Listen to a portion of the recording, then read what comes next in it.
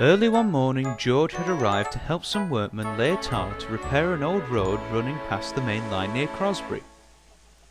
He took great pride in making his presence felt amongst the engines, not stopping at anything to get some attention.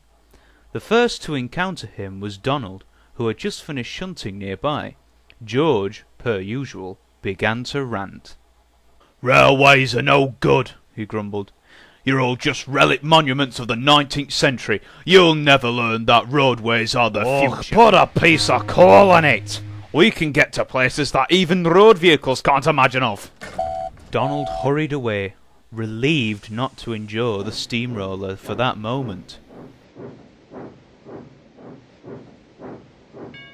George was soon rolling along the stretch of road, running well and making good time. "Look at that! A work of art," he boasted, grinning broadly to duck in the yards.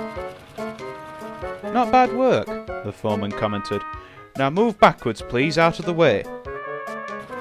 George did so, but he backed up too far, smashing through the fence and onto the main line. To make matters worse, Neville was coming along the same track with a passenger train.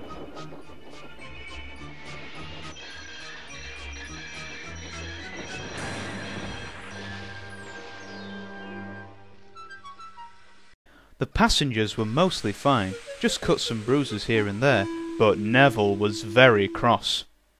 What are you doing here, George? This isn't a road, you know.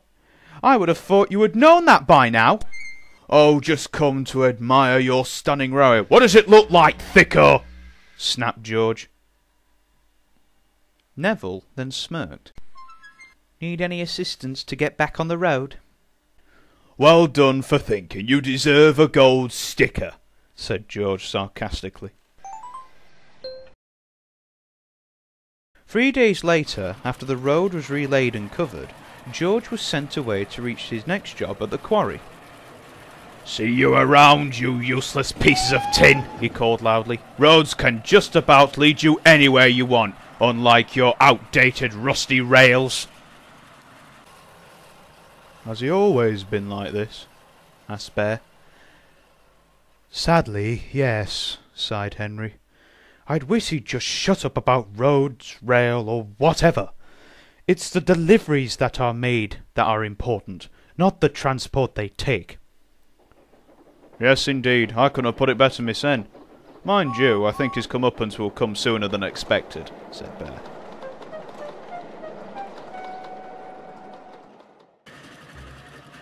"See there? There's nothing to fear around some little stones," said George as he steamed along the road.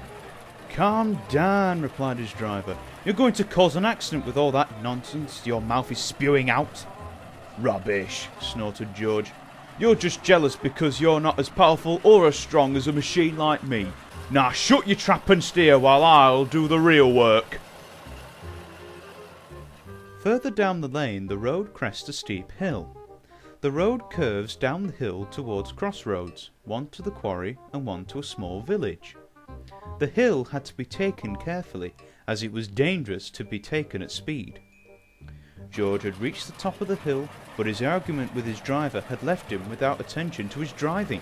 Suddenly the steamroller started to pick up speed. As he reached the slope, he hit something on the road and knocked his driver out of his cab. "Come back!" he shouted, but George didn't hear. He was scared stiff of the sight at the bottom of the hill.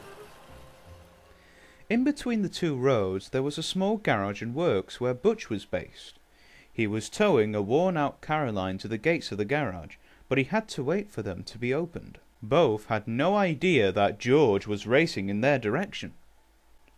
"Oh my dear Caroline, what on earth happened to you?" "Well, Butch, I was just passing that little butcher shop when I saw the... Oh, horrors!" Eh? Butch started, but he saw George racing towards them. Butch moved quickly, managing to dodge the runaway steamroller. George lurched off the road and ploughed into a large pile of ballast.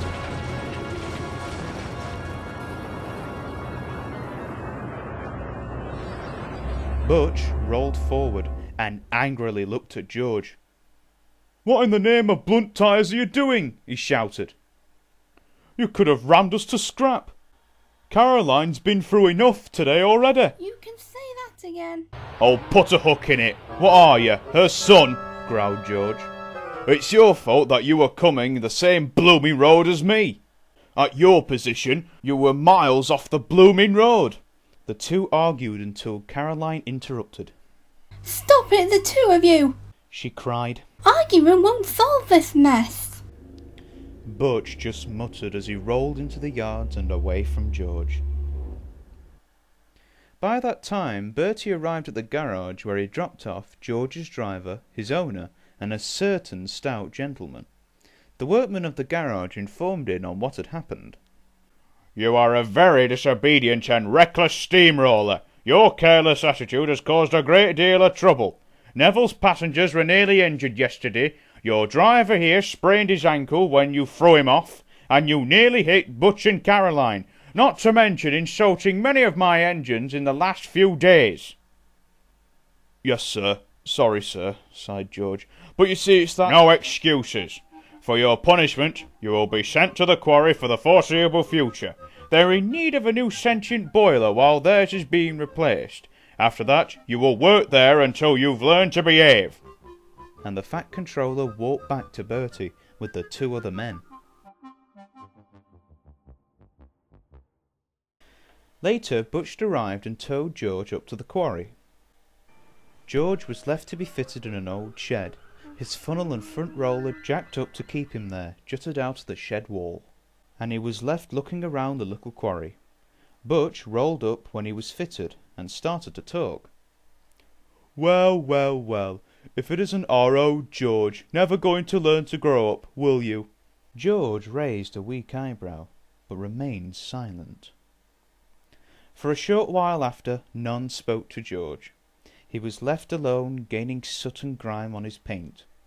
When he was allowed out to help around the quarry, the others started by ignoring him, but soon began to mutter when near him. Apparently there were some rumours from the railway. "Have you heard about that old steamroller who crashed last month? Bit of a loose cannon, but one to make light work, I heard."